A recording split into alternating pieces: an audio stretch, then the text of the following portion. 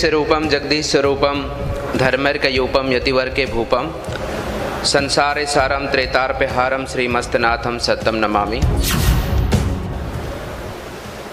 बोलिए महायोगी गुरु गोरक्षनाथ जी महाराज की। पिछले एक सप्ताह से महायोगी गुरु गोरक्षनाथ जी की इस तपोभूमि पर लगातार चल रहे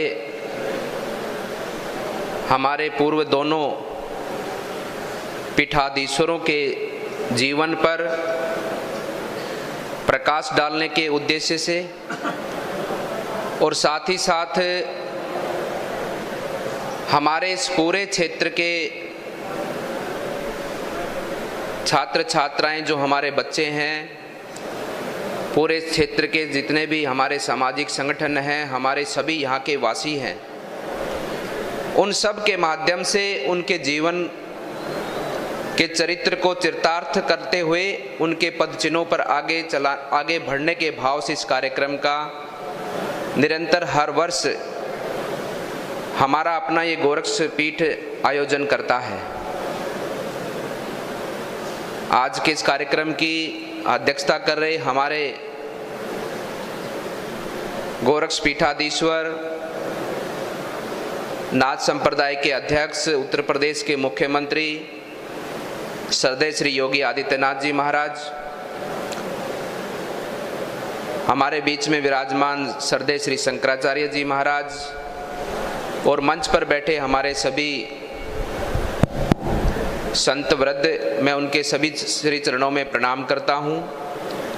और सामने विराजमान पूरे इस गोरखपुर क्षेत्र से पधारे हमारे सभी भक्तजन, संस्थान से जुड़े सभी हमारे शिक्षक, अध्यापक अध्यापिकाएं, हमारे संस्थान से शिक्षा को ग्रहण कर रहे हमारे छात्र छात्राएं,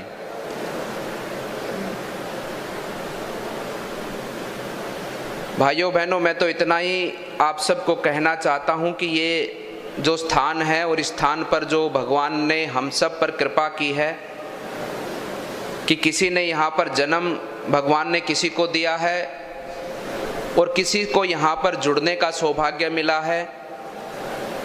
ये हम सब लोग इस पूरे क्षेत्र में जीवन जी रहे सभी लोग सौभाग्यशाली हैं और विशेषकर तो इस पूर्वांचल क्षेत्र के एक एक गांव का वासी सौभाग्यशाली है, जहां से राम राज्य की स्थापना का संकल्प लिया जाता है, जहां से राम राज्य की स्थापना के लिए जयघोष की घोषणा को आगे बढ़ाया जाता है, जहां से राम राज्य की स्थापना के लिए उम्मीद दिखती है, ऐसे स्थान पर भगवान ने आप सबको जन्म दिया है।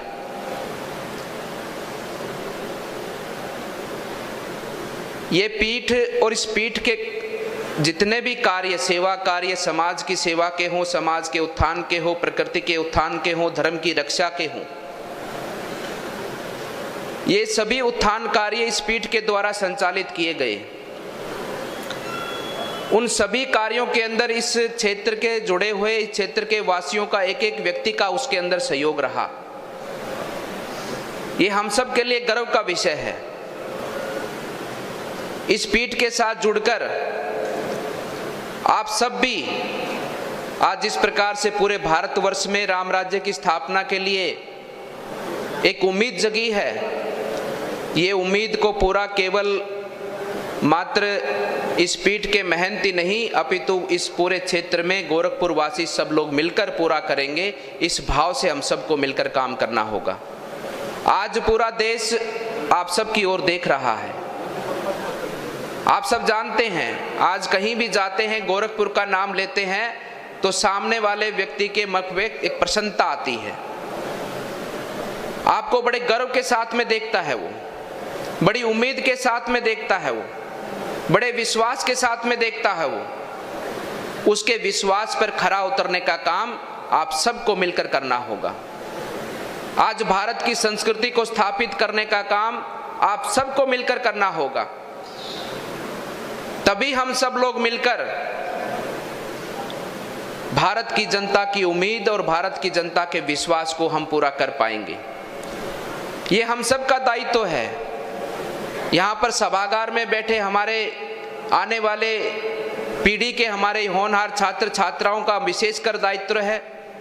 समाज के सभी सामाजिक संगठनों का नेतृत्व करने वाले हर एक व्यक्ति, हर एक संगठन का दायित्व है। गोरखपुर में जन्मे, गोरखपुर की आसपास की पूरी धरा पर जन्मे एक एक व्यक्ति का दायित्व, आपका विशेष दायित्व बनता है कि आज आपसे उम्मीद पूरा भारत रखता है। और मैं मानता हूं कि भारत के साथ साथ में पूरी दुनिया, ये पूरी दुनिया के समग्र जितनी भी सभ्यताएं हैं, सबको आप सबसे उम्मीद है। आप सब देख रहे हैं कि कितना आज दुनिया के अंदर अराजकता का माहौल है, किस प्रकार से दुनिया के अंदर वर्चस्व की लड़ाई है, एक दूसरे को अपने आप से बढ़कर बताने की लड़ाई है। दुनिया में कहीं भी शांति नहीं है। अगर दुनिया में शांति लाने का कोई काम करेगा तो ये सनातन धर्मी करेगा, और सनातन धर्मियों को आगे ले जाने का काम आप सभी गोरखपुर वासियों का है, इस गोरखपीठ का है। इसलिए मैं कहना चाहता हूं कि हम सबको इस गोरखपुर पीठ के उद्देश्य को अपना उद्देश्य मानकर, अपना धर्म मानकर, अपना कर्म मानकर देश की उम्मीदों पर हम सबको मिलकर खरा उतरना है। ये ठीक उसी प्रकार से एक बहुत विद्वान गुरुजन ने अपने शिष्य को ज्ञान दिया, और शिष्य ने गुरु से कहा कि गुरु महाराज, गुरु की भक्ति का अर्थ क्या है, गुरु स्थान का महत्व क्या है। तो गुरु महाराज ने शिष्य से कहा कि वो फल की टोकरी पड़ी है, उसमें से एक सेव उठाकर लेकर आओ। शिष्य सेव लेकर आया और गुरु महाराज के सामने रखा, और गुरु ने शिष्य को कहा कि सेव के 4 टुकड़े करो, अमनिया करो। शिष्य ने सेव के 4 टुकड़े किए। गुरु महाराज ने कहा कि अब इस सेव में से क्या निकला? तो शिष्य ने कहा कि इसमें से बीज निकला। तो गुरु ने कहा कि बीज में क्या है? तो शिष्य ने कहा कि बीज में छोटा सा एक वृक्ष है। वृक्ष में क्या है? तो शिष्य ने कहा वृक्ष में एक बहुत बड़ा वृक्ष है। वृक्ष में क्या है? वृक्ष में कहा कि फल हैं, अनेकों फल हैं, अनगिनत फल है। और उस फल में क्या है? फिर शिष्य ने कहा कि उसमें भी एक बीज है। ठीक उसी प्रकार से उस बीज की भांति एक एक गोरखपुर वासी को, एक एक व्यक्ति को जो गोरखपीठ से जुड़ा है, एक एक सनातन धर्मी को ऐसे पूज्य पवित्र स्थानों से उस आशीर्वाद को ग्रहण करके उस बीज की भांति अपने आप को बीज मानकर हमें पूरे भारतवर्ष के अंदर वृक्ष पैदा करने हैं। और पूरे भारतवर्ष के अंदर हम सबको उस भारत भूमि से जन्मे वृक्ष को पूरे विश्व भर के अंदर उस बीज की भांति हम सबको जाकर इस पूरे विश्व को फलीभूत करना है। इस भाव से हम सबको अपने जीवन को लगाना होगा। अच्छाई बुराई के बारे में हम सब जानते हैं, अच्छा क्या है बुरा क्या है ये हम सब जानते हैं, और मनुष्य जीवन का स्वभाव भी है। आप सब देखते होंगे कि जब हम दुर्गंध के पास से गुजरते हैं तो हमारा मुंह चिड़चिड़ा हो जाता है, हम मुंह बना लेते हैं, अपना नाक बंद कर लेते हैं, मुंह बंद कर लेते हैं कि नहीं कर लेते? ये स्वभाव है मनुष्य का। और ठीक उसी प्रकार से जब हम खुशबू की तरफ से गुजरते हैं तो हमारा मन प्रसन्न हो जाता है, हमारा चेहरा खुशी से झूम उठता है, मन गुदगुदाने लगता है। ठीक उसी प्रकार से अच्छाई और बुराई का कर्म है। अगर हम अच्छा कर्म करेंगे तो हमारा भी मन प्रसन्न होगा, हमारे आसपास का वातावरण भी प्रसन्न होगा। और हम अगर बुरे कर्म करेंगे तो जिस प्रकार से बुद्धू को देखकर हमारा मन दुखी होता है, ठीक उसी प्रकार से बुराई के पथ पर चलकर हम सब भी दुखी होंगे और समाज भी दुखी होगा। इस भाव से हम सबको अपने जीवन को लगाना है। इस भाव से हम सबको महंत और हमारे श्रद्धेय श्री योगी आदित्यनाथ जी महाराज, जिनका जीवन में कुछ नहीं है, केवल जनता के हित के कल्याण के लिए, केवल अपने गुरुजनों के बताए हुए पथ पर आगे बढ़ने के लिए, आज यहाँ पर मंच पर अनेकों विद्वान संत बैठे हैं। हमारे दोनों महान पुरुष योगेश्वरों के जीवन के अंदर कोई भी छोटा सा मात्र भी किसी भी प्रकार का कोई कर्म में, ना कोई वाणी में, ना कोई भाव में, ना कोई सेवा में छोटा सा भी दोष मात्र नहीं निकाल सकता, केवल निकाल सकता है तो व्याख्या कर सकता है उनके जीवन की। कोई निकाल कर सकता है तो केवल उनके जीवन के अंदर जो उन्होंने सेवा कार्य किए उनका विस्तार कर सकता है, व्याख्या ही उनका जीवन था। और हमको भी उसी प्रकार से जिनका केवल धर्म, जिनका केवल उद्देश्य, जिनका केवल कर्म मानव जीव का उत्थान करना है, अपने भारत का उत्थान करना है, अपनी संस्कृति की स्थापना करनी है और मानव जीव के अंदर शांति की स्थापना के साथ साथ में सद्भाव की स्थापना को आगे बढ़ाना है बिना किसी भेदभाव के। आप सब ने देखा होगा तो गोरक्षपीठ का इतिहास रहा है, नाथ संप्रदाय परंपरा का इतिहास रहा है कि समाज में कहीं भी किसी प्रकार का कोई भेदभाव नहीं। जिस प्रकार से भगवान कृष्ण ने जो अपनी गीता के अंदर ज्ञान दिया, उस ज्ञान को मूल रूप से सार्थक महासिद्ध योगी गुरु गोरक्षनाथ की परंपरा ने समाज के अंदर आगे बढ़ाने के लिए काम किया। ठीक हम सबको भी उसी प्रकार से अपने जीवन को आगे बढ़ाना है। हम सबको भी ऐसे इस पवित्र स्थान से जुड़कर अपने जीवन के माध्यम से, अपने कर्म के माध्यम से इस राम राज्य की स्थापना हम सबको मिलकर करनी है। हम राम राज्य की स्थापना के लिए बोलते सब हैं, अच्छा हम सबको लगता है। ऐसा माहौल बना और अब जो विरोध आ रहा है इसको लेकर के आगे क्या? देखिए, कांग्रेस का जो वास्तविकता है उसके कार्यक्रमों के माध्यम से वो स्पष्ट नजर आ रही है। जिस प्रकार से पिछले 1.5-2 महीने से वातावरण कांग्रेस ने राजस्थान के अंदर बना रखा है, करौली की हिंसा है, उससे पूर्व में हमारा सालासर के अंदर राम दरबार को, जो गेट के ऊपर राम दरबार स्थापित था, उसको गिराया गया।